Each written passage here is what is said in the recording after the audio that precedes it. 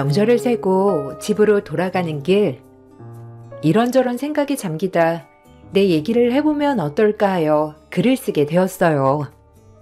결혼하고 아무런 문제도 없이 행복하게만 흘러가던 제 인생을 뒤흔든 건 다름 아닌 시동생이 결혼을 하고 동서가 이 집에 들어오고 나서부터였어요.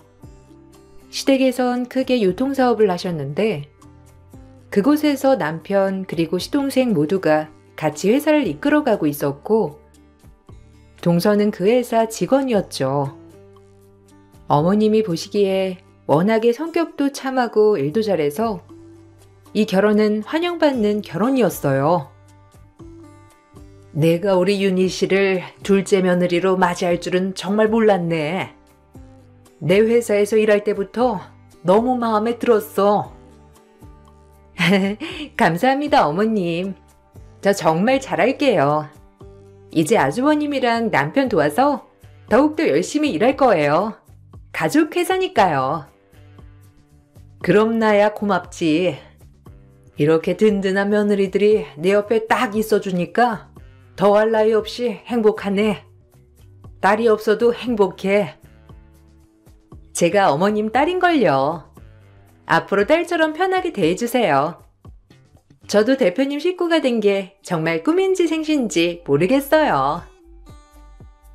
언제나 고상하고 자유로운 어머님이셨고 그런 어머님을 저도 존경했어요. 남편과 전 대학교 CC로 만나게 되었고 오랜 연애 끝에 결혼을 해서인지 어머님이 늘 가깝게만 느껴졌었죠. 상대적으로 제 커리어를 쌓을 틈도 없이 아이가 생겨 결혼을 했기 때문에 사실 사회에서 도태되는 삶을 살고 있다고 생각하긴 했어요. 그리고 혼전 임신이라는 것이 아직도 마음에 걸렸던 터라 시댁 식구들을 보기에 살짝 죄송한 마음은 있었습니다. 그래도 나중에 아이가 크면 조금이라도 나가서 일을 해봐야겠다고 생각했지만 그런 저를 일하는 동서는 늘 무시하기 바빴습니다. 처음엔 제가 잘못 들은 줄 알았던 나날이었죠. 형님은 사회생활 많이 안 해보셔서 조금 눈치가 없으신 것 같아요. 저처럼 사회생활하는 커리어우먼이 이런 것까지. 눈치가 없으면 참 그것도 곤란하고 피곤한 일인 것 같아요. 형님은 눈치가 없어서 어떻게 보면 속 편하시겠어요? 무슨 말이야? 집에 대소사가 많잖아. 같이 있으면 좋겠어. 당연히 동서는 힘드니까 설거지 정도만 도와줘도 돼. 많은 거 바라는 거 아니고 그냥 조그마한 신용이라도. 며느리가 둘밖에 없으니까 같이 이런저런 얘기도 하고 싶거든. 남들은 일하는 동서면 형님이 알아서 다 해놓는다고 하던데. 형님은 절 부려먹으려고 안달이 나셨네요. 혼전 임신으로 이 집에 들어왔으면서 저랑은 차원이 다르죠. 전 어머님 회사에서 없어서는 안 될 에이스예요. 어머님이 이런 거 하라고 결혼시키셨겠어요? 형님이야 혼전 임신으로 아무렇지 않게 들어왔겠지만 저랑은 차원이 다르죠. 제 말이 틀린가요? 그런 말이 어딨어. 부려먹다니. 그리고 웬만한 건 다 내가 하는데 그냥 조금 도와달라고 한 건데 그게 그렇게 기분 나빠? 동서가 회사에서 어떤 유능한 인재인지 나도 잘 알고 정말 대단하다고 생각해. 그래도 말은 좀 가려해줬으면 좋겠다. 이제 가족인데 어떻게 그런 말을 아무렇지도 않게 할 수가 있어? 동서가 이런 사람인 줄 정말 몰랐네. 너무 실망했어. 부엌에서 저희가 투닥거리자 어머님이 들어오셨고 저희의 상황을 보더니 저를 나무라셨습니다. 솔직히 섭섭한 마음도 들었지만 내가 큰 며느리이기도 하고 결혼을 더 빨리 했으니 이해해야겠다는 생각이 들었어요. 하지만 참는 것이 능사가 아니었죠. 한 번도 큰 소리를 낸 적이 없는 어머님이시기에 그저 꾸중하는 것을 가만히 들었고 제 자신을 돌아보게 되었어요. 그리고 불화를 만들고 싶지 않았기 때문에 어머님 입장에서는 그럴 수밖에 없을 거라고 생각하며 저를 꾹꾹 억누르게 되었어요. 얘 큰애야, 너는 왜 둘째한테 그러니? 가뜩이나 요새 일도 많던데 회사에. 네가 나가서 일을 안 해봐서 그래. 둘째한테 그러지 말고 아서라. 내가 할게. 그깟 설거지 뭐 얼마나 걸린다고 그러니? 다음부터는 도우미 아주머니 불러줄게. 어머니, 그런 뜻이 아니고요. 그냥 전 같이 하는 게 나을 것 같아서 얘기했던 거고, 다른 건 다 제가 하는데 설거지만 조금 도와달라고 한 거였어요. 제가 동서를 부려먹고 싶어서 그러는 게 아니고요. 일단 알겠습니다. 죄송해요. 제가 생각이 짧았죠. 그냥 네가 좀 이해해라. 원래 밖에 일하는 애들이 좀 예민하고 일 생각에 복잡하거든. 그러니까 네가 좀 그러려니 해. 둘째도 안 하고 싶겠니? 밖에서 일하랴 집에서 살림하랴. 쟤도 몸이 10개라도 부족하니까 네가 조금만 양보해줘. 형님, 죄송해요. 제가 바쁘지만 않으면 형님 도와서 이 몸 불살르는 건데 정말 회사 일이 만만치가 않네요. 어머님은 아마 아실 거예요. 요즘 물량도 장난 아닌데다가 제가 맨날 철야에 특근해. 역시 어머님이 제 마음을 잘 아신다니깐요. 됐어. 내가 진작 도우미 아줌마 불러줄걸. 괜히 동서 사이에 분란만 만들었다. 이제 이 일은 없던 걸로 해. 알겠니? 저한테 눈을 치켜뜨고 대들 때는 언제고, 어머님만 있으면 저런 식이었고, 그런 동서를 당해낼 재간은 없었죠.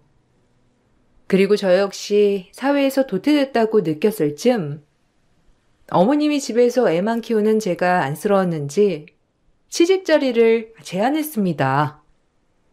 아무래도 늘 동서와 비교가 되는 모습이 안쓰러우셔서 제안하신 것 같았고, 전 그 제안을 기쁘게 수락했어요. 언젠가 나가서 일을 해야겠다고 생각도 했던 터라 어머님의 제안이 정말 반가웠거든요. 하지만 동서는 초를 쳐버렸죠. 너도 집에만 있기 그러면 회사에 나와서 일해보는 게 어떠니? 어차피 전공이야 그네랑 똑같고, 근자리는 아니어도 서서히 일 배우면서 그네 도와서 같이 하는 것도 나쁘지 않은 것 같은데. 이제 지민이도 어린이집 다니잖니. 어때? 어머, 정말요? 저야 너무 좋죠. 사실 취직이 너무 하고 싶었는데 애도 있고 그래서 마음에 걸렸거든요. 그래, 너라고 집에만 있고 싶겠니? 여건만 된다면 밖에 나가 일하는 게 훨씬 좋은 거지. 그 마음 나도 안다. 어머, 어머님은? 그래도 지금 회사가 중요하게 흘러가는 만큼 저희는 신입이 필요한 게 아니라 경력사원이 필요해요. 어머님이 요새 회사에 안 나와봐서 그런데 정말 정신없이 흘러가고 있거든요. 사실 신입을 가르칠 여유도 없고요. 그래? 애들한테 회사가 바쁘단 얘기는 익히 들어 알고 있는데 그네가 일할 자리 하나 없는 거니? 조그만 자리도? 제가 조그만 자리 하나 있음 얼른 형님한테 말씀드릴게요. 근데 아직은 없네요. 알다시피 저희가 복지가 굉장히 좋아서 이직률도 없고 그나마 구하는 사람은 경력사원이라서요. 혹시라도 자리가 있으면 제가 말씀드릴게요, 형님. 그래, 돌아가는 사정이야. 나는 손 뗀 지 오래니 네가 더 잘 알겠지. 그럼 자리 있으면 얼른 큰애한테 말해줘라. 그네 너도 자리 생기면 언제든 일할 수 있으니까 지금은 너무 조급해 말고 지민이 교육에 힘쓰도록 해. 부모가 자식의 거울이야. 기필코 취직을 말리는 동서였고, 그런 동서 때문에 전 회사에 들어가지 못했는데 기회라고 생각했던 일이라 그런지 너무 아쉬웠어요. 그리고 그 동서네는 임신을 하게 되었고 시어머니는 너무 기뻐하셨어요. 그리고 시동생네 앞으로 적금 통장을 주셨어요. 저도 아기 가졌을 때 어머님이 적금 통장을 주었는데 둘째 손주라고 다를 건 없는 시어머니였어요.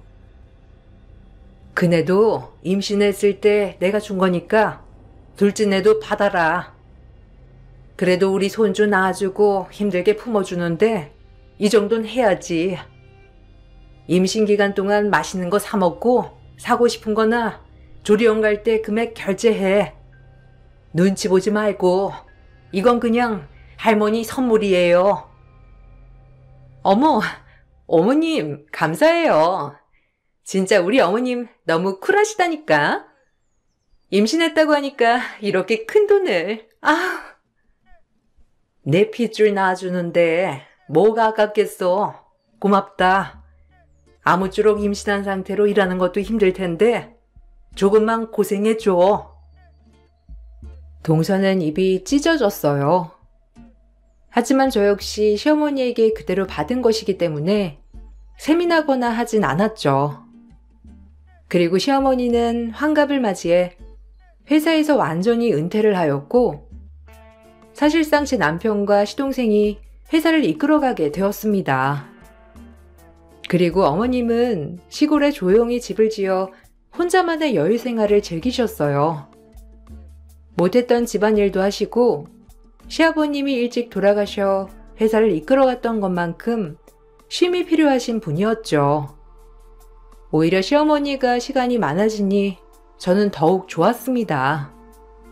회사의 모든 지분을 내려놓고 퇴임을 하신 것이기 때문에 오히려 홀가분해 보이셨고 이제 정말 편하게 지내겠다고 하셨어요. 하지만 모든 자리에서 은퇴를 하고 평범한 주부가 되신 시어머니를 누군가는 참 달리 보고 태도가 돌변하더라고요. 어머, 또 왔어? 아이고, 우리 지민이 그새 더 컸네. 아유, 힘들게 뭐하러 와? 너도 쉬어야지. 다음엔 쉬어. 에이, 어머님 보러 오는 건데요, 뭐. 오히려 전 어머님이 완전히 일 그만두시니까 좋은데요? 이렇게 지민이도 자주 보여드릴 수 있고 저도 어머님 뵈러 오고 같이 커피도 마시고 이제 어머님 생활 즐기면서 천천히 지내세요. 늦잠도 주무시고. 아유, 그래야지. 이게 얼마 만에 휴가야. 이런 날이 오다니 참 감회롭다. 회사는 큰애랑 둘째가 잘 이끌어 가겠지. 너 온 김에 우리 곤드레밥이나 해먹자. 내가 요새 음식하는데 빠졌는데 먹을 사람이 없잖니. 둘째도 오늘 휴일인데 부를까?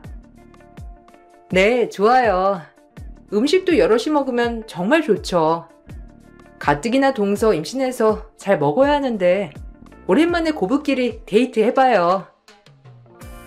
집에 있으니까 시간이 얼마나 빨리 가는지 몰라. 아주 밤매고 집안일하고 이러면 저녁이라니까.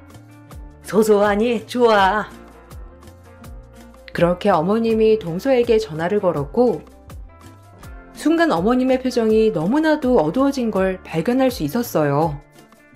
수화기 너머로 들려오는 동서와의 대화 소리가 저 역시도 그렇게 확 기쁘게만은 받아들여지지 않았거든요. 어머님 표정에 저 역시 민망해져 어떤 표정을 지어야 할지 모르겠더라고요. 그 정도로 동서는 갑작스럽게 어머님께 차가운 말투로 얘기하였습니다. 예, 둘째야. 첫째는 지금 와서 우리 곤드레밥 해먹고 맛있는 거 해먹을 건데 시간 되면 올래? 너 잘 먹지도 못한다며. 내가 네가 좋아하는 것들로 만들어주마. 오늘 쉬지? 혹시 약속 없으면 우리 집에 와서 이것 좀 먹고 가. 오랜만에 얼굴도 보고. 어머님은? 일도 해보신 분이 어쩜 그러세요? 제가 휴일에도 쉬는 거겠어요?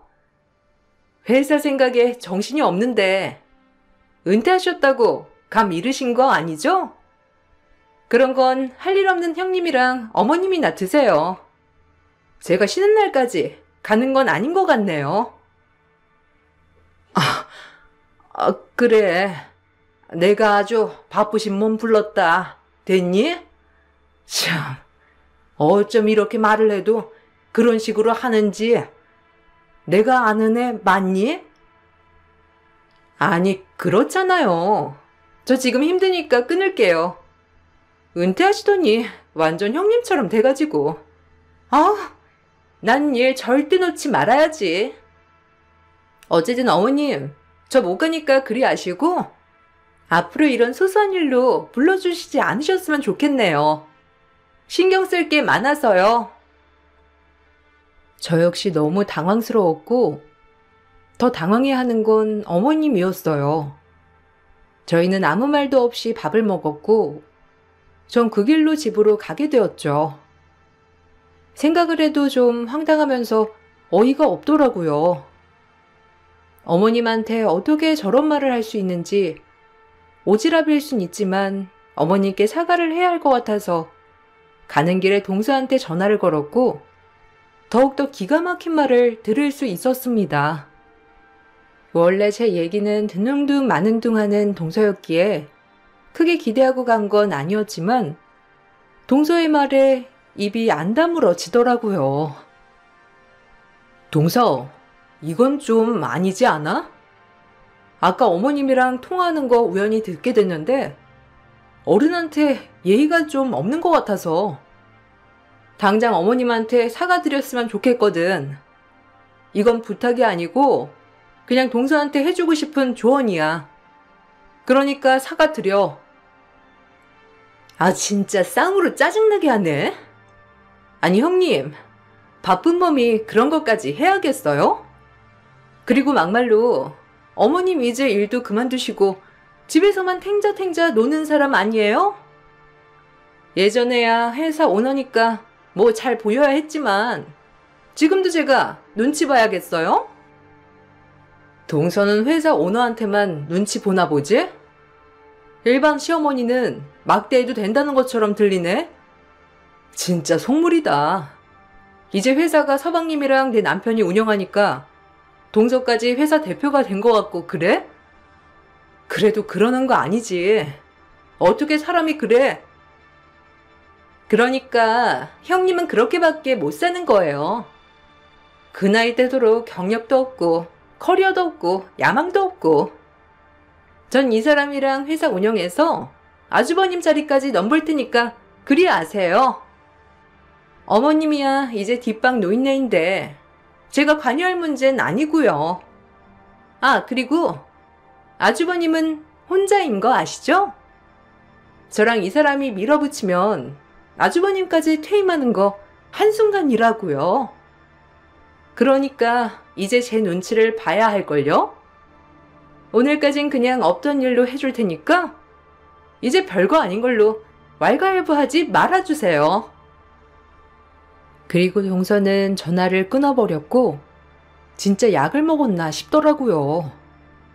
하지만 이 얘기를 어머님께 했다간 크게 상심할 것 같아 말을 아끼게 되었습니다. 어머님도 이런 경우는 처음이니 엄청 상처받을 것 같은 생각이 들었거든요. 그리고 명절이 왔고 동서는 아이까지 낳았음에도 명절에 코빼기도 비추지 않았는데 첫 명절은 아이를 케어해야 한다고 해서 이해했습니다.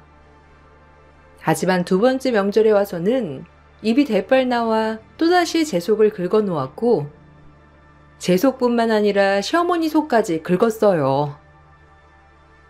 어머님, 이제 이런 건 좀 사서 하세요. 회사에서 은퇴하셨더라도 저금해 놓은 돈은 있을 거 아니에요? 이게 웬 고생이에요? 그래서 어머님이 도우미 이모님 불러주시는데 동서는 뭐가 그리 불만이야?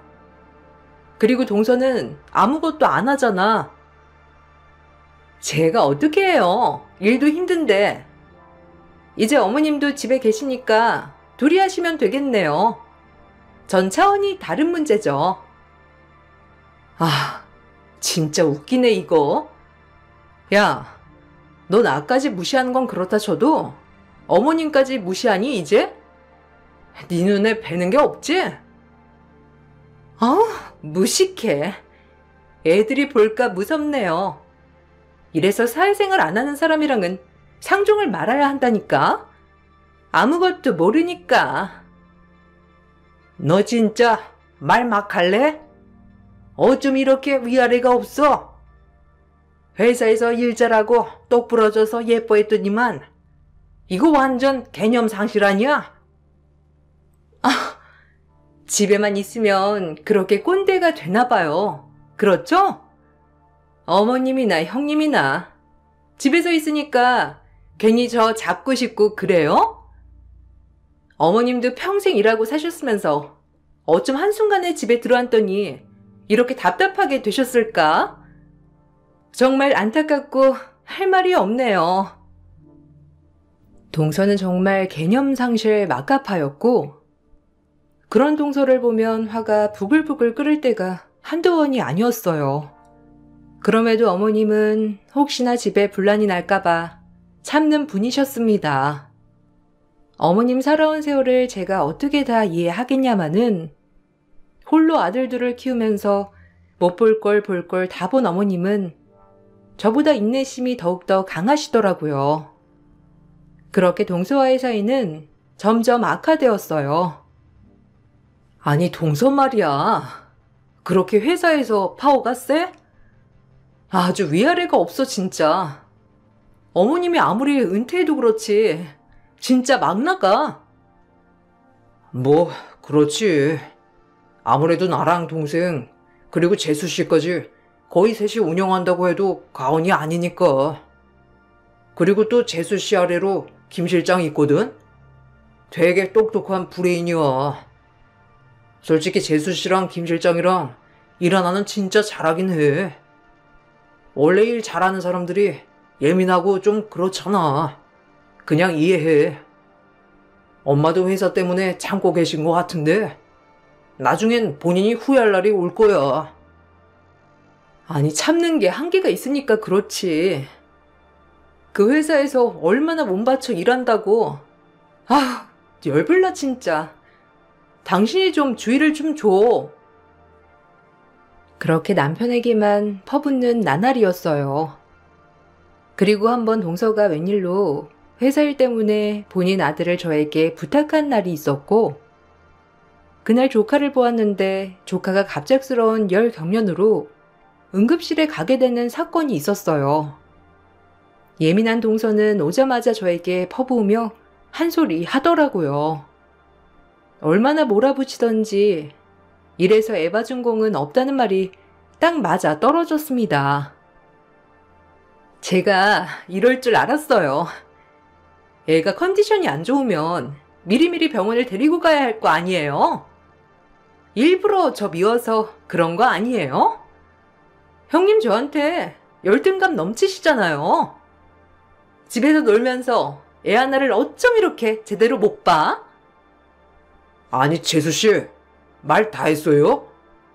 시온이 아픈 건 저도 마음이 안 좋지만 일부러 그런 것도 아니고 이렇게 병원 왔잖아요. 아주버님은 빠지세요.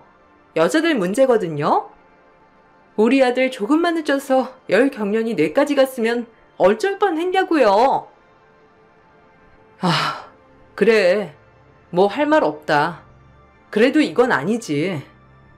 아무리 내가 마음에 안 들어도 이런 걸로 동서 진짜 말 함부로 한다. 동서 속상한 마음은 알겠는데 그래도 이렇게 몰아붙이지 말아줄래? 나도 지금 너무 놀래고 정신이 없어서 경황이 없거든. 그리고 생각보다 열경련이 심각해 조카가 입원을 하게 되었고 그곳에서 조금 특이한 점을 발견하게 되었어요. 그리고 들지 말아야 할 생각이 들기 시작했습니다.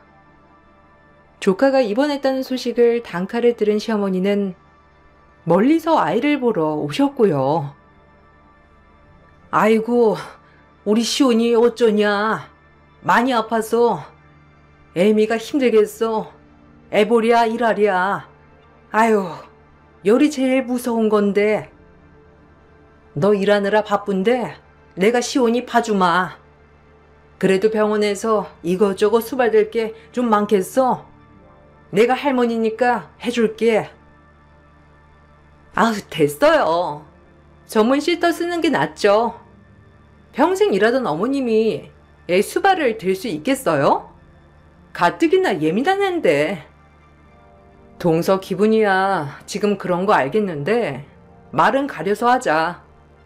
어머님이 동서 위해서 그래주겠다고 하는 건데 말을 꼭 그렇게 해야겠어? 이제 어머님이 회사에서 모든 걸 내려놓으시니까 아주 배는 게 없지?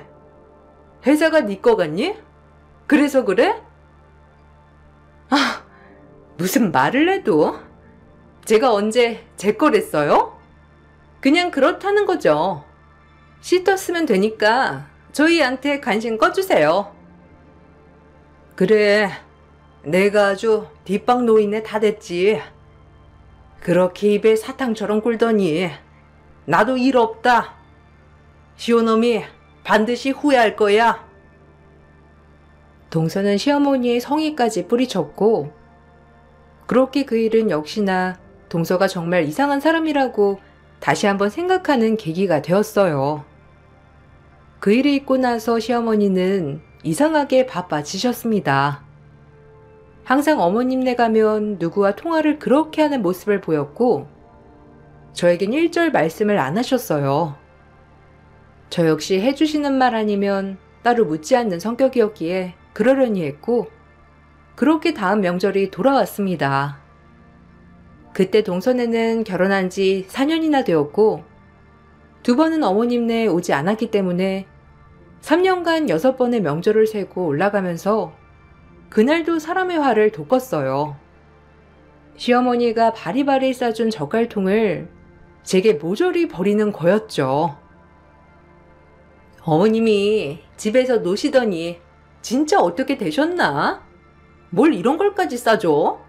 누가 먹는다고? 저딴 건 형님이나 잡싸요. 동서, 차라리 어머님네 오지 마. 그렇게 궁시렁궁시렁 말이 많아. 나 진짜 참는데도 한계가 있어. 나도 폭발할 것 같거든. 서방님도 알아? 아니, 알겠지. 그런데도 동서 꼴 보는 거 보면 나 역시 서방님이 진짜 의문이다. 내가 아는 서방님은 깍듯하신 분인데 어쩜 동서가 이렇게 설치는 꼴을 가만 보고 있는지. 어른 성이 그렇게 무시하는 거 아니야. 이 못된 거사. 저 역시 이번엔 참지 못하고 동서한테 퍼부으려고 하던 찰나 이제 막 잠에서 깬 6살 내 딸의 말에 동서는 허옇게 굳어졌습니다. 아까 내가 봤는데 그 안에 젓갈 든 거 아닌데. 엄마, 한번 열어봐봐. 할머니가 막 이것저것 넣는 거 봤어. 그리고 딸아이의 말에 제가 그 젓갈통을 열었고 그곳에서 본 것들이 큰 쇼킹이었어요. 그 젓갈통 안에는 동서의 추억한 민낯이 들어있었고 외도하는 사진부터 시작해서 심지어 조카와 시동생의 유전자 검사지도 있었습니다. 결과는 불일치였고요. 그리고 그것을 본 시동생은 적잖이 큰 충격을 받았고 그 자리에서 동서의 뺨을 날려버렸어요. 동서의 외도 상대는 남편이 누누이 일 잘한다고 칭찬하던 김 실장이라는 사람이었거든요. 그리고 그 자리에서 동서는 싹싹 빌기 시작했습니다. 여보, 오해야. 아니 이게 왜 여기 있는진 모르겠는데 진짜 오해거든? 내 말 좀 들어봐. 내가 다 설명해 줄 수 있어. 설명은 무슨 설명? 못된 것. 그날 시온이 입원한 날 혈액형 보고 이상하다고 생각했다. 그리고 애초부터 너무 내 아들 안 닮은 것도 이상했어. 아무리 안 닮은 자식이 있다지만 이렇게 남 같을 수가 없었거든. 내가 모든 걸 놓고 회사에서 은퇴한 거 같니? 그렇게 네가 보기에 뒷방 노인네 같았어? 회사에 내가 심어놓은 첩자만 해도 몇이나 되는 줄 알아? 내가 너 후회할 날이 올 거라고 했지? 감히 김 실장이랑 붙어먹고 내 아들 뒤통수를 쳐? 이 망나니 같은 것 용서 절대 못한다. 원래도 이상한 거 알았지만 진짜 이 정도일 줄은 몰랐다. 네가 인간이야? 그래놓고 뻔뻔하게 나한테 아무렇지 않은 척을 하고 그러고 싶었어? 이혼뿐만 아니라 네 인생 전부 박살낼 줄 알아. 너랑 김 실장 둘 다 가만 안 둬. 이젠 끝장이니 알아둬라. 사실 시어머님은 그동안 동서에 대해 여러 가지로 캐고 있었어요. 혈액형부터 이상하다고 생각했던 시어머니였기 때문에 동서의 일거수일투족을 회사 직원들에게 보고받았던 것이고, 그로 인해 김 실장과 오래전부터 내연관계였다는 것을 알 수 있었다고 했습니다. 저 역시 그날 혈액형을 보고 이상하다고 생각은 했어요. 잠깐 이상한 생각은 가지긴 했지만 제가 동서네 부부 혈액형을 잘못 안 것일 수도 있으니 전 그냥 그러려니 했지만 어머님은 그냥 넘어가지 않았어요. 그 집념과 끈기로 회사를 키운 거지만요. 그리고 혹시나 몰라 유전자 검사까지 마친 시어머니는 그 사실을 보고 두고두고 폭로할 계획을 썼던 거예요. 그래도 혹시 몰라 애들이 있는 데서 그러면 애들이 상처받을까봐 조용히 젓갈통에 넣고 그걸 여러 번 동서에게 경고와 함께 깨끗이 끝내라고 하려고 했었지만 의도치 않게 모두에게 공개가 되고 말았던 겁니다. 그리고 모든 게 폭로가 된 이상 김 실장도 무사하지 못했어요. 김 실장의 말에 의하면 정말 동서는 가관이었었고 애초에 시동생을 이용한 거였죠. 저도 이건 아닌 것 같았는데 저 여자가 이렇게 하면 시온이가 회사 물려받고 그럼 우리가 회사를 꿀꺽할 수 있다고 했어요. 어차피 시온이가 제 아들이니 그리고 형님네에는 딸밖에 없으니 회사는 본인 아들이 물려받게 된다고 하면서요. 저도 이렇게 뒤통수 치는 게 정말 힘들었지만 저 여자에게 홀딱 빠져서 그런 겁니다. 한 번만 선처해 주세요. 깨끗이 물러날게요. 너 말 다 했니? 너도 같이 짜고 했잖아. 왜 나한테 뒤집어 씌워? 네가 장부 조작한 거 그동안 거래처한테 납품받아서 개인적으로 팔아먹은 것까지 다 고할까? 그래, 아주 막장으로 치자다 보자. 시온이 아빠가 돼가지고 어떻게 그래? 못된 것들. 법이 심판해 줄 거다. 너희랑 말 섞기도 싫어. 내 아들만 불쌍하지. 시온이도 무슨 죄가 있어서. 에휴.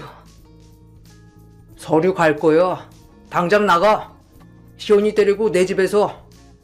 절대 용서 안 할 거니까 그리 알고. 어디 뻔뻔하게 한번 싸워보시지. 여보, 제발. 아니, 저 어머님이 그렇게 예뻐하던 윤이에요. 그러니까 한 번만 봐주시면 안 될까요? 저 없으면 회사 돌아가기 힘들잖아요. 제가 진짜 죽을 힘을 다해 못 맞춰 일할게요. 이번 한 번만 눈 감고 넘어가 주시면 안 될까요? 시온이도 어머님 손자라고요. 어머님이 그렇게 예뻐하던 손자. 어떻게 저랑 시온이를 내칠 수가 있어요? 제발 부탁드려요. 참 뻔뻔하구나. 내가 너를 정말 잘못 봤어. 애초에 내가 회사에서 물러나기 시작했을 때부터 넌 날 하대하기 시작했지. 그래도 야망도 있고 욕심도 있어 회사 일 하나는 잘한다고 생각했는데 넌 헛된 야망을 꿈꾸고 있었어. 나쁜 것. 그렇게 시동생은 동서에게 이혼 소송과 함께 정신적 피해 보상 그리고 위자료 청구 소송을 하였고 김 실장에겐 상간 소송을 걸었어요. 또한 회사에선 김 실장과 동서를 상대로 횡령 혐의로 고발이 들어갔습니다. 결과는 김 실장이 직접 횡령을 한 것이기 때문에 징역 5년이 떨어졌고요. 동서는 집행유예와 함께 징역 2년을 받게 되었습니다. 그야말로 파멸이었고 그리고 나서야 이제 동서 마음을 다 알겠더라고요.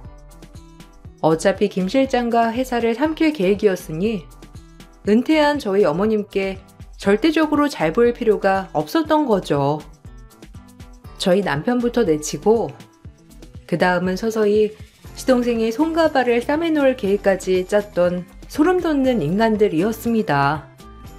시어머님은 여장부셨지만 그래도 충격에 병원에 3주 정도 입원을 하셨어요. 밥도 못 드시고 온 정신을 여기에만 쏟아서 신경성 위경련으로 위궤양이 생겼거든요. 그래도 시동생은 꿋꿋이 싸움을 이어나갔고 동서는 아무것도 받지 못하고 쫓겨났어요.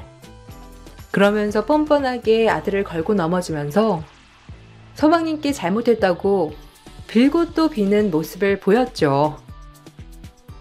그래도 합의해주면 안 될까? 당신이 합의 안 해주면 나 구속인데 시온이 어떡해, 응? 자기도 시온이 키웠었잖아.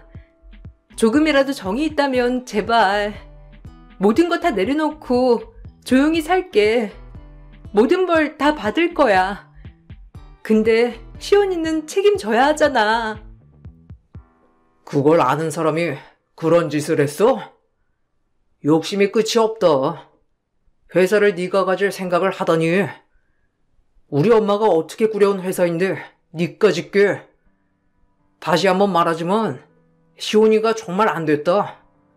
너 같은 걸 엄마로 만나서 걔가 무슨 죄야. 넌 평생 속죄하며 살아. 시동생은 그래도 본인이 키웠던 아들을 생각하며 동서를 위해 탄원서를 내주었고 동서는 구속을 면할 수 있었어요. 그래도 본인의 친정 부모님의 집까지 팔아 시동생에게 위자료를 주어야 했습니다. 그리고 처음으로 엄청 울면서 본인이 여태까지 벌인 일에 대해 후회하는 모습을 보이더라고요. 뻔뻔 그 자체라 절대적으로 후회하지 않고 욕심만 부릴 줄 알았는데 말이죠. 내가 왜 그랬을까? 여보, 진짜 한 번만 어떻게 안 될까? 형님이랑 어머님한테 찍소리도 않고 살게. 아니, 회사에 안 나올게. 집에서 당신 보필하면서 살림만 할 테니까 용서해주면 안 돼? 우리 좋았잖아. 그러니까 한 번만 생각해줘. 내가 너 탄원서 내준 게 널 위해 내준 거 같니? 너한텐 이미 정 다 털려서 할 말도 없어. 시온이 때문에 해준 거야. 그러니까 찌그러져 살아. 그리고 네가 양심이 있다면 우리 형수님이랑 엄마한테 사죄해. 이 돈밖에 모르는 악마 같은 인간아. 시동생의 말 덕분인지 동서는 저와 시어머니에게 크게 잘못했다고 용서를 구했고 동서의 친정부모님들은 죄가 없지만 딸 자식을 잘못 둔 덕에 집까지 팔아 조그만 투룸에 월세를 얻었다고 했습니다. 그곳에서 동서와 동서 아들 그리고 그 집 친정 부모님들까지 살게 되었던 것이죠. 시어머니는 적잖이 큰 충격을 받았지만 모든 걸 이겨내고 역시나 여장부처럼 살아가고 계세요. 오히려 지금 가장 마음이 편안해 보인달까? 아, 그리고 전 그 일을 계기로 회사에서 일을 배우고 지금은 어엿한 직장인으로 살아가고 있습니다. 대학교 졸업하고 어찌어찌 살다 직장인으로서 첫 발을 내디뎠지만 정말이지 너무 소중하고 재미있는 하루하루라고 생각해요. 그리고 시동생은 그 일이 있고 2년 뒤에 좋은 여자를 만나 재혼을 하였고 저희 가족이 완전체가 되었어요. 그렇게 개념머리 없는 동서 때문에 하루하루 스트레스를 받았는데 이제야 모든 게 제자리로 돌아온 것 같아 괜찮은 요즘입니다. 어머님도 말년에 아들들이 회사를 잘 운영하고 있으니 아주 뿌듯해 보이는 얼굴이고요. 이 행복이 깨지지 않게 저 나름대로 노력을 하며 살아가야겠다고 생각했어요. 세상에 별일이 많지만 지금은 웃으며 추억할 수 있으니 참 다행이에요. 여러분들도 좋은 하루 보내시고 들어주셔서 감사합니다. 안녕하세요. 저는 30대 초반 여자입니다. 얼마 전에 상견례를 하다가 예비 시댁과 저희 아빠와의 관계에 대해 알게 되면서 사람의 본성은 절대 변하지 않는다는 걸 이번 일을 통해 확실하게 알 수 있었네요. 저희 부모님께선 예비 사위를 마음에 들어 하셨고 결혼에 대해 긍정적으로 생각을 하고 계셨습니다. 그래서 무난하게 결혼식이 진행될 줄 알았는데 제가 예비 시댁에 인사를 드리러 가게 되면서 머릿속이 복잡해지고 말았네요. 시부모님의 행동들 하나하나에 느낌이 별로 좋지 않았어요. 초등학생이라도 알 수 있을 정도로 시댁 집안은 저에게 꽤 많은 걸 바라셨고 그런 말 한마디 한마디가 저를 불편하게 만들고 있었죠. 우리 아들이 며느리감 하나는 잘 데려왔네. 확실히 배운 집안일수록 풍채가 다르다니까. 경아 씨 부모님들께서 사업을 꽤 크게 하고 계신다는 말을 내 아들한테 들었는데 재력이 상당하시다고? 내 아들이 그렇잖아도 경아 씨 집에 다녀왔었잖아. 집이 엄청 좋다고 아주 난리더라. 경아 씨가 우리 집안 며느리가 되면 우리도 신분 상승하는 건가? 내 꿈이 전원주택에서 사는 게 평생 소원이거든. 아파트에서 사는 것도 이젠 너무 지긋지긋하더라고. 더 나이 들기 전에 좋은 공기 마시면서 살고 싶은데 문제가 돈이지 뭐야. 항상 뭐만 하려 해도 돈이 발목을 잡으니 경아 씨가 보는 것처럼 이 모양 이 꼴로 살고 있네. 경아 씨가 우리 집안 식구가 되는 거 우리 집안은 무조건 찬성이거든. 결혼식은 최대한 빠른 시일 내에 치르고 싶은데 언제가 좋을까? 말 나온 김에 이번 주에 상견례 날짜부터 잡자고. 경아 씨 부모님들도 서둘러 결혼식을 올리셨으면 하지. 경아 씨도 나이가 있으니 하루빨리 일정을 잡고 싶으실 거야. 이번 주 주말에 만나는 거 어때? 글쎄요. 저희 부모님께서도 워낙 바쁘셔서 일단 이번 주는 힘들 것 같아요. 다음 달 정도는 돼야 시간이 되실 것 같거든요. 정확한 건 은퇴 씨 통해서 알려드릴게요. 오빠한테 들어보니까 언니 집에 빈 방이 남아 돈다고 하던데? 그 말이 사실이에요? 얼마나 크길래 방이 남아요? 저도 나중에 놀러 가도 돼요? 오빠만 보고 왔다는 건 너무한 것 같아요. 나도 전원주택 생활해 보고 싶은데 구경이라도 하게 놀러 가면 안 될까요? 어차피 결혼하실 거잖아요. 은퇴 씨한테 무슨 말을 들으셨는지 모르겠지만 좀 과장된 부분들이 있는 것 같아요. 저희 집안도 남들처럼 평범하고 소박하게 살고 있어요. 시모는 겸손하기까지 하다며 며느리 하나 잘 들어왔다고 저를 상당히 좋아해 주셨습니다. 하지만 저는 기분이 별로 좋지 않았어요. 저희 집안이 엄청난 재력이 있는 집안도 아니고 남들과 똑같은데 그 사람이 너무 과장되게 얘기해서 제가 상당히 난처한 상황이 되고 말았네요.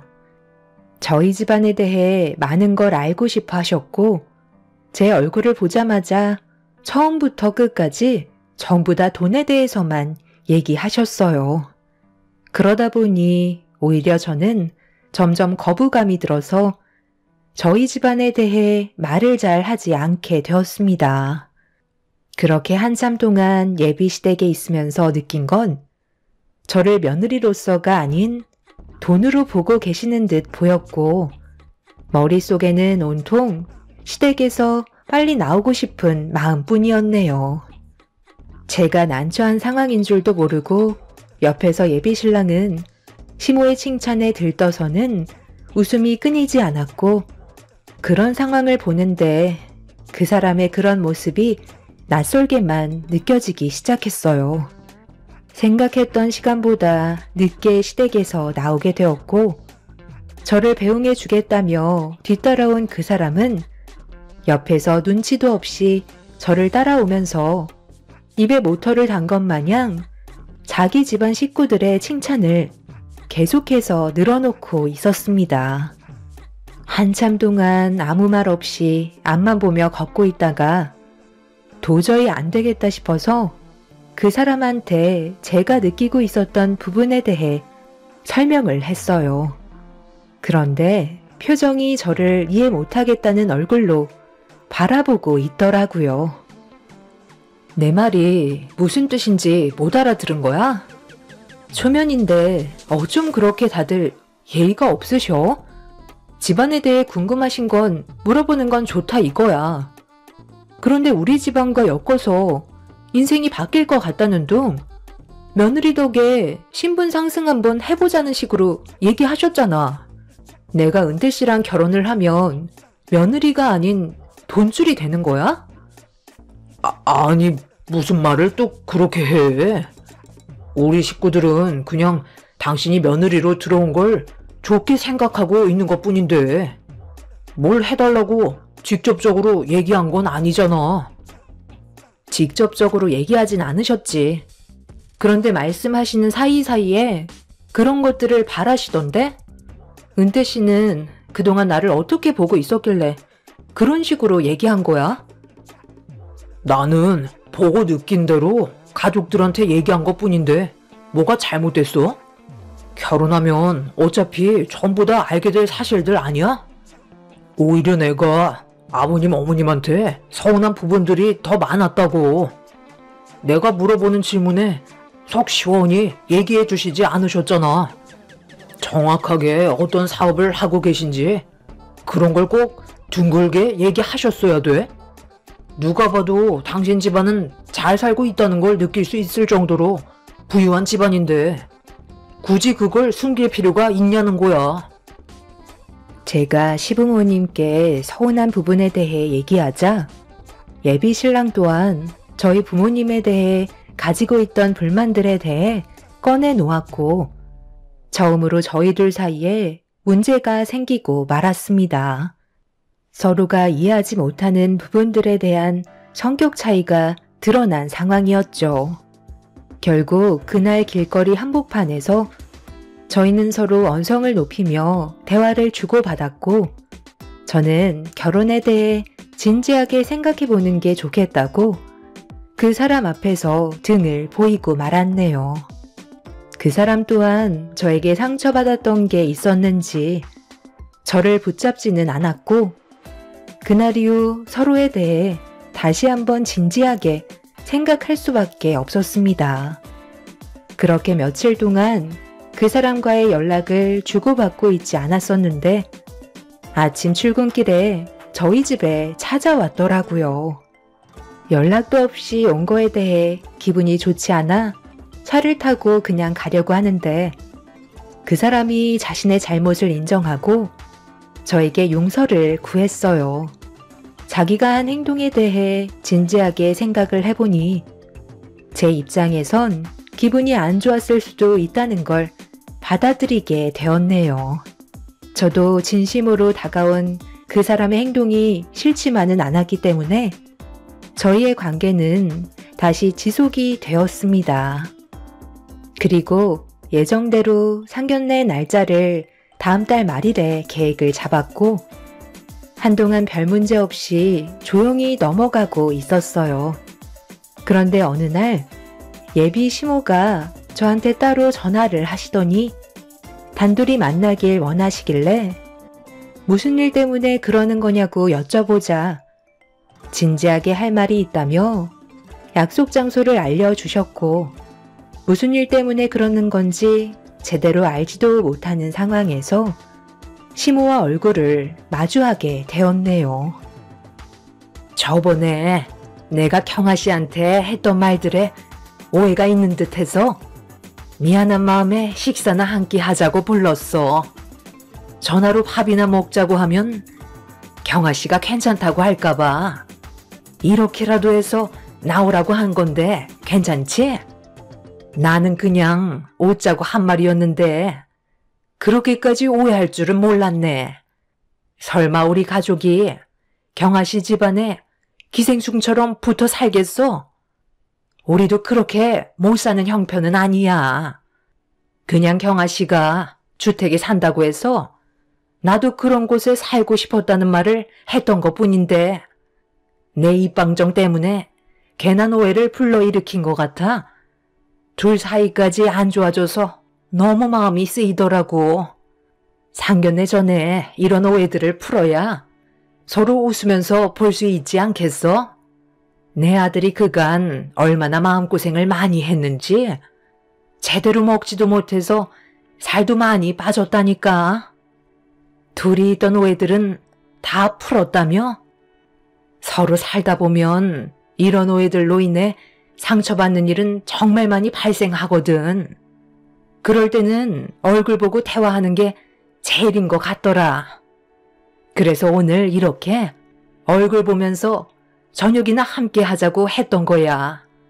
그래야 경아 씨가 마음속에 가지고 있던 응어리를 풀지 않겠어?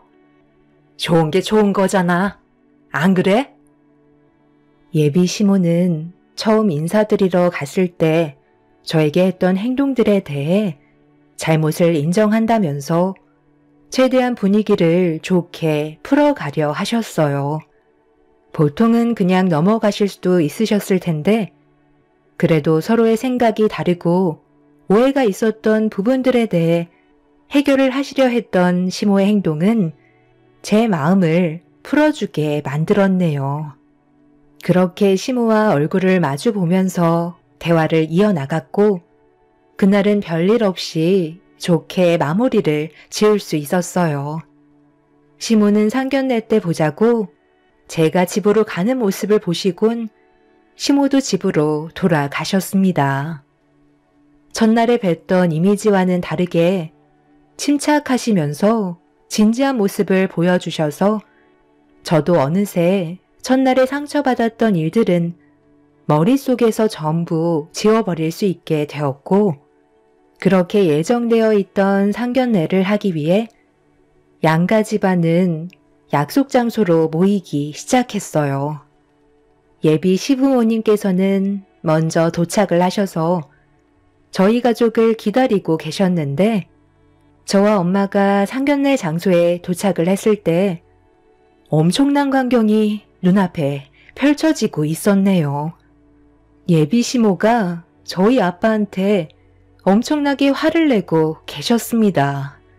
저와 엄마는 급하게 차에서 내려 무슨 일 때문에 그러시냐고 시모에게 여쭙자 제가 아빠 옆에 서서 편을 드니 시모는 아빠에게 막말을 퍼부으시다가 분위기를 살피시더니 저에게도 입에 담지 못할 만큼 상처되는 말들을 뱉으셨고 저희 집안을 기생충이라고 하셨네요. 내 아들이 그동안 나한테 거짓말을 쳤던 거구만. 하마터면 별것도 없는 집안의 며느리를 우리 가족으로 받아들일 뻔했는데 내가 화가 안 나게 생겼어?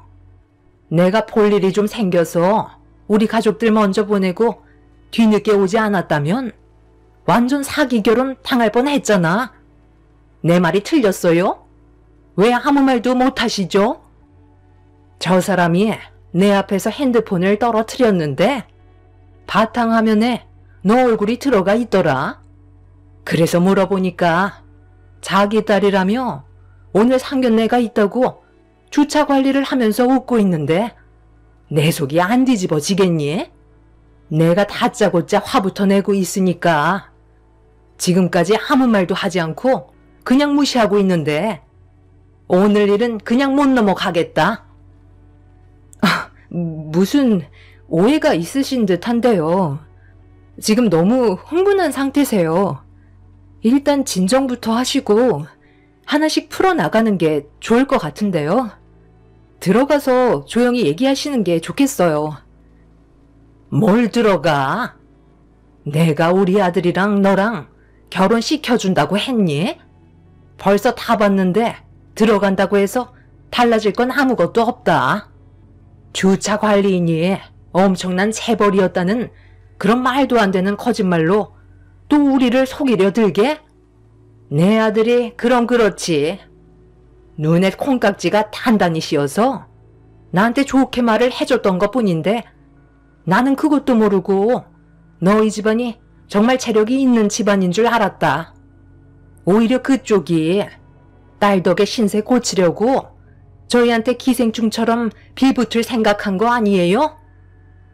말이 좀 심하시네요. 주차 관리인으로 일을 하는 게 뭐 어때서요? 저는 이 일을 한 번도 부끄럽게 생각한 적 없습니다. 이런 걸로 차별하고 있는 그쪽이 오히려 더 질이 떨어져 보이는걸요. 눈앞에 보이는 게 전부가 아니란 말씀입니다. 사람을 겉모습만으로 판단하지 마세요. 제가 지금까지 살아오면서 이런 취급을 받은 건 또 처음이네요. 오늘 예정되어 있던 상견례는 저도 없었던 일로 하는 게 좋을 것 같습니다. 시작도 하기 전에 벌써 못 볼 꼴을 봤는데 굳이 들어가서 서로 얼굴 맞댈 필요 있겠어요? 경아야, 정말 천만 다행이다.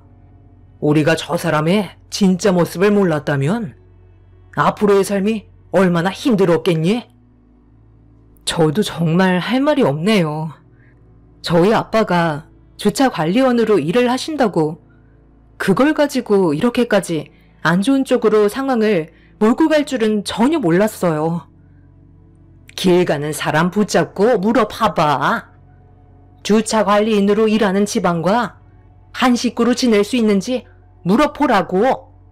자기 인생을 걸고 그런 집안의 식구가 되고 싶은 사람이 몇이나 될 것 같아?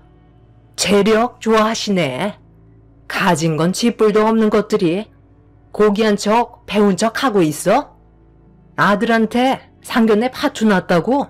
당장 전화부터 해야 되겠다. 오늘따라 왜 이렇게 전화를 안 받는 거야? 꼭 이런 중요한 시기에는 핸드폰을 꺼놓고 있더라. 나는 내 식구들 데리고 나갈 거니까 들어올 생각 절대 하지 마. 너한테 상견례 비용 청구할 거니 그런 줄 알고 있어라.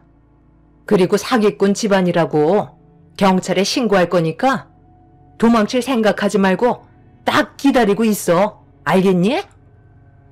예비 시모의 행동을 지켜보고 있는데 너무 어이가 없었어요. 아빠가 주차 관리인을 하는 게 욕을 먹어야 할 정도로 잘못된 건지 알 수 없었고 시모는 식당 문을 박차고 들어가셨어요. 엄마도 그렇고 저 또한 시모의 돌발 행동으로 인해 당황스러워 할 말을 제대로 하지 못하고 있었는데 아빠는 오늘 여기서 확실하게 정리를 해야 될 것 같다며 상견례 자리로 들어가셨고 저희는 걱정되는 얼굴을 보이며 아빠의 뒤를 따라 들어갔습니다. 그런데 안에서 기다리고 있던 시댁 식구들한테 저희 집안을 욕하며 화를 내고 있는데 아빠가 들어서자마자 저희 아빠를 본 예비 시부가 갑자기 자리에서 벌떡 일어나시더니 경악을 하며 말을 더듬기 시작하셨어요. 당신 지금 그게 무슨 말버릇이야? 저분은 우리한테 많은 도움을 주신 총장님이시잖아. 저번에 견적 넣을 때 내가 몇 번이나 얘기했는데 내 말을 흘려듣고 보려고 하지도 않더니만 결국 이런 일을 저질러? 아이고, 총장님, 죄송합니다. 이 사람이 못 알아보고 말을 함부로 한 것 같네요. 저를 아시나요? 저는 그쪽을 오늘 처음 보는데요. 제가 지금 들어온 건 제 딸과의 결혼은 없었던 일로 하려고 온 거니 더 이상의 대화는 이어나가지 않겠습니다. 총장? 당신 방금 저분 보고 총장이라고 얘기했어? 뭔가 착각하고 있는 것 같은데. 저 사람 여기 식당 주차 관리인으로 일을 하던 사람이라고. 우리를 속였다니까. 총장이 쓸데없이 여기서 주차 관리를 왜 해? 할 일이 그렇게나 없나? 저희는 그쪽 집안한테 내 아들 넘겨줄 생각 없으니 그만 돌아가시죠. 당신은 잘 알지도 못하면서 그 입 좀 다물고 있어. 아까 우리가 들어올 땐 못 뵀었는데 총장님이 여기서 왜 주차 관리를 하고 계셨나요? 저희 아빠가 왜 여기서 일을 했겠어요? 여기 식당이 저희 부모님께서 운영하시는 식당이에요. 제가 은태 씨한테 먼저 설명해 주려 했는데 어머님 닮아서 그런지 먼저 설레발치면서 자기가 좋은데 알고 있다고 상견례 장소를 예약해 놨다고 했는데 마침 저희 부모님 식당을 예약해 놓았더라고요. 그래서 모두가 한자리에 모여 있을 때 얘기하려 했었는데 한창 점심시간이라 아빠가 바로 들어오지 않으시고 주차 관리를 해주시려 하시다가 지금 이 사태가 벌어지게 된 거예요. 앞뒤 자르시고 무작정 어머님 혼자 판단하셔서 상황을 안 좋게 끌고 가셨잖아요. 저희한테 설명할 기회조차 주지 않으시고 귀를 닫으셨으니 더 이상 무슨 말을 더 하겠어요? 우리가 식재로 납품하고 있는 대학교의 총장으로 계신 분이시잖아. 내가 그래서 저번에 당신 세워두고 얼굴 잘 익히라고 몇 번이나 얘기했어? 총장님, 저희가 못 알아뵈서 상황이 안 좋게 흘러간 것 뿐이니 제발 한 번만 넘어가 주시면 안 될까요? 일로 저희 식재료 납품 거래 계약 파기하시는 건 아니시죠? 제발 목숨만 살려주세요. 요즘 경기도 안 좋아서 총장님 학교에 납품하는 걸로 겨우 먹고 살고 있는데 계약을 해지하시면 저희는 정말 먹고 살기 힘들어집니다.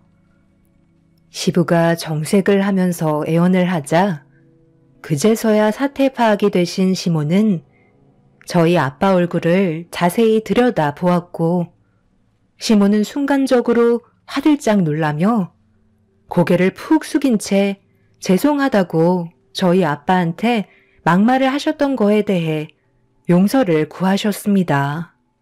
하지만 아빠는 이미 상처를 너무 많이 받으셨는지 결혼은 없었던 일로 하는 게 좋을 것 같다며 몸을 돌리셨고 시모는 그런 저희 아빠를 붙잡기 위해 급하게 문 앞으로 달려가 석고대죄를 하셨네요. 시모는 한 번만 기회를 달라며 애원하셨지만 이미 아빠 마음은 굳게 닫혀버리신 상태셨어요. 시모는 시키는 건 뭐든 다 하겠다며 저와 그 사람과의 결혼은 없었던 일로 하지 말아달라며 손이 발이 되도록 빌으셨고 그 사람은 깊은 한숨만 내쉬면서 아무 말도 하지 못한 채 시모와 아빠와의 상황을 지켜보고 있었네요. 솔직하게 얘기하자면 저는 오늘 이 결혼에 대해 반대할 생각을 가지고 나왔습니다. 처음 그쪽 아드님이 저희 집에 인사를 왔을 때 눈빛에서 욕망이 가득한 걸 느끼게 되었고 몇 번 대화를 주고받았었는데 저희 딸과 결혼을 굳힌 이유가 집안의 체력을 보고 확실하게 마음을 굳혔다는 걸 알 수 있었죠. 그래서 멀리에서 쭉 지켜보고 있었는데 특별한 것 없이 조용히 지내고 있길래 제가 사람을 잘못 본 줄 알고 있었죠. 얼굴 한번 본 거 가지고 그쪽 아드님의 전부를 파악할 수는 없으니까요. 제 딸의 인생이 걸려있는 문제인데 인사 온 첫날 결혼을 허락한다는 건 말이 안 되잖아요. 그런데 며칠 전에 저에게 파일 하나가 전송이 되었더군요. 그리고 그쪽 집안이 저희 가족에게 접근하려는 이유도 충분히 알 수 있었죠. 제가 그동안 딸 교육 하나는 잘 시킨 것 같습니다. 아빠는 핸드폰을 꺼내 들어 녹음된 파일을 재생시켰고 상견례장 안에 그 사람과 예비 시모의 대화가 울려 퍼지기 시작했어요. 그리고 그걸 처음 듣게 된 저와 엄마는 예비 시댁의 행동에 상당한 충격을 받았고 그동안 저한테 보였던 행동들이 모든 게 거짓이었다는 걸 전부 알 수 있었습니다. 내가 무슨 말만 하면 솔직하게 말을 해주지 않더라고. 아버님도 그렇고 경아도 집안에 대해 뭐만 물어보면 왜 이렇게 숨기려는지 모르겠어. 원래 돈 많은 사람들이 의심이 많아. 자기가 가진 걸 빼앗기게 될까봐 조심성이 남들보다 지나치거든. 내가 봤을 때 그쪽 부모들이 시켰을 거야. 그렇지 않고선 너랑 사랑하는 사이인데 뭐하러 숨기겠어? 확실한 건 그 사람들은 재력이 많다는 거야. 엄마가 촉이 얼마나 좋은지 너도 잘 알고 있지? 네가 경아 데리고 오기 전에 나한테 얘기했었잖아. 대박 하나 물었다고. 그래서 우리 집에 인사 왔을 때 딱 보고 알았다니까. 우리 아들이 큰 거 하나 물고 왔구나. 우리 집안도 이제 신세 좀 고치고 제대로 된 인생 살겠구나. 그런 부푼 생각을 하다 보니까 나도 모르게 흥분을 해선 내 속마음을 경아한테 들키고 말았지 뭐냐. 위기가 찾아왔지만 그래도 우리가 지혜롭게 잘 헤쳐나갔잖아. 여자들은 무조건 먼저 다가오는 걸 좋아한다고. 진심으로 뉘우치는 모습을 보여주면 과거의 일은 어느 정도 무마시켜줄 수 있는 그런 마음을 가지고 있어. 너랑 경아가 헤어지기에는 그동안 싸워왔던 시간들이 짧지 않으니까 그게 아까워서라도 받아주게 되어 있지. 나도 최대한 좋은 모습 보여줘야 결혼 이후에 더 많은 걸 뜯어낼 수 있으니까 하고 싶진 않았지만 밥 한 끼 사줬다. 경아가 전혀 생각지도 못한 모습으로 다가왔다고 느꼈는지 아주 좋아 죽더라. 작은 관심이 그 사람들을 녹아내리게 할 수 있는 거고 나중엔 우리가 원하는 걸 얻어낼 수 있는 거야. 결혼도 사회생활이다. 얼마나 잘 물고 빠는지에 따라 들어오는 게 달라지는 거야. 이제 며칠 안 남았다. 식장에 발만 들이면 우리 인생도 이제 꽃피는 날이 온다고. 내 아들 힘들게 키워놨더니 엄마한테 이제야 제대로 된 효도를 하는구나. 내가 걔들 머리 꼭대기에 있으니까 너는 무조건 엄마 말만 잘 듣도록 해. 제대로 된 거 큰 거 하나 물어서 우리도 떵떵거리며 살아보자고. 이제 한 가족인데 그쪽이 가진 재산은 우리 거나 마찬가지다. 확실히 엄마가 인생 경험이 많으셔서 그런지 정말 시키는 대로 하니까 경아가 바로 녹아내리더라고. 역시 여자는 여자가 잘 아는 것 같아. 내가 엄마가 원하는 전원주택 하나 제대로 마련해 드릴 테니 걱정하지 마세요. 걔가 나한테서 헤어나오지 못할 정도로 빠져 있어서 쉽게 해결될 것 같아요. 두 사람의 말을 듣고 있던 저는 엄청난 충격을 받아 제대로 서 있을 수조차 없었어요. 그동안 두 얼굴을 가진 모습으로 저를 대했던 거고 저는 그런 시댁 집안에 속아 며느리로 들어갈 뻔했던 거였죠. 저희 아빠는 항상 의심이 많으신 분이고 말수가 적으셔서 필요한 말 외에는 하지 않으시는데 그 사람을 저희 집에 인사시킨 뒤 사이로서 어떻게 생각하냐고 여쭤봤을 때 아빠는 좀 더 지켜봐야 할 것 같다고 저희 가족에 대한 정보를 다 알려줄 필요는 없다고